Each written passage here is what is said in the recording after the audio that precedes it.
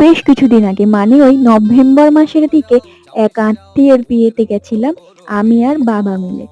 এইখানে নতুন বউ আর পাশে বসে আছে আমার বম্মা, দেখতে পেলে আকাশি রঙের শাড়ি পরে। নতুন বউ, তারপর এখানে নতুন বরকে দেখে আমি আর বাবা মিলে ঢুকে গেলাম স্টার্টার কাউন্টারে। ফুচকা আর কফি তো আমি তো খাই না, তার জন্য নিয়ে নিলাম চিকেন পকোড়া। চিকেন পকোড়া শেষ করে ঢুকে গেলাম আমাদের আজকের নৈশভোজের জন্য। ফার্স্টে স্টার্টারে ছিল স্যালাড, ডিমের ডেভিল উইথ কাসুন্দি। ডিমের ডেভিলটা কিন্তু জাস্ট মুচমুচে আর অসাধারণ খেতে ছিল। তারপরে চলে এলো ফ্রেঞ্চ ফ্রাই। ফ্রেঞ্চ ফ্রাইয়ের জন্য আর চাটনি দেয়নি, আমি তাই ডাল দিয়ে একটু মাখিয়ে খেয়ে নিলাম, আর কি করা যাবে।